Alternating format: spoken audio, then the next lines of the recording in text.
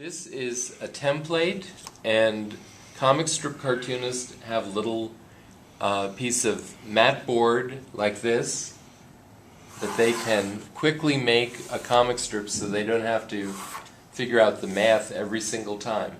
The inside area of a comic strip generally is 3 inches tall by 10 inches wide, and comic strips vary a little, but that's basically the shape that a comic strip is going to be.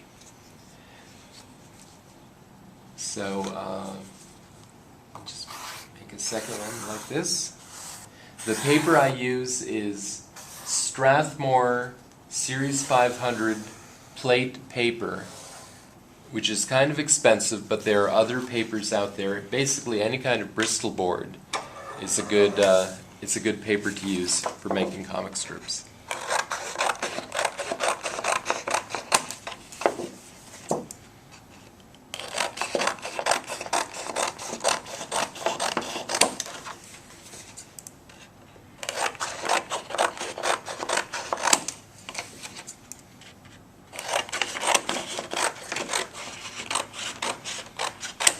And when you're doing comic strips, you'll do 6 cartoons that are this size every week, and you'll do a Sunday page that's larger and has more panels to it. Alright, so that's that. Now I'll just go right on to the next part. These are rough cartoons. They don't have to be perfect, they just have to get the idea across. Here is Hagar charging a castle, and they've positioned an elephant in the way. So Hagar is turning to Lucky Eddie, his first mate, and he is saying, "Go back and get a mouse." The idea being that elephants are supposed to be afraid of mice.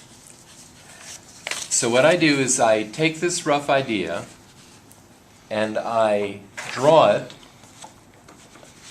on my pre-cut piece of Bristol board, and I develop it. I try to refine the drawing. I make whatever changes I have to the drawing. So now instead of an elephant, I've got an elephant holding a sword, and I've done a little more detail in the castle. I've made Hagar and his crewmates larger, and basically instead of the 5 crewmates, I've only got 4 now. I fired one, and they're holding a battering ram, and here a rain of arrows are coming down on them. And when you're doing cartooning, one of the most important things about cartooning is to know which end of the pencil is for what. This end, of course, is to draw, but this is actually the most important part of the pencil. The most important thing is to be able to go back and erase over and over and over until you've got the character right, until you've got the drawing right. So what I'm going to do is, I didn't do a very good job on Lucky Eddie here, and I'm going to erase him.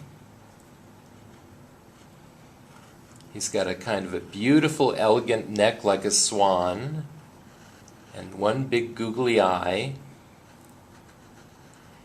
and a nose sort of like a piece of fruit or a vegetable, maybe a cassava or an eggplant.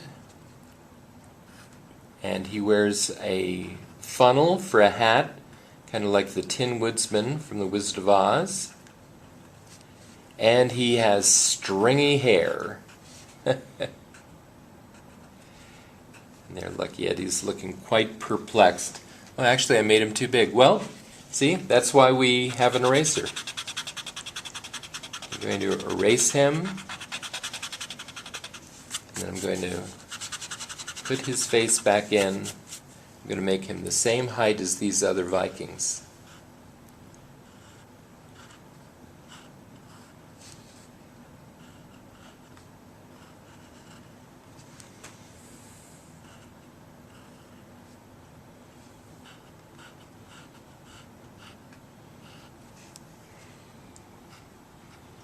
There we have Hagar and Lucky Eddie and the crew doing battle with a well-armed elephant.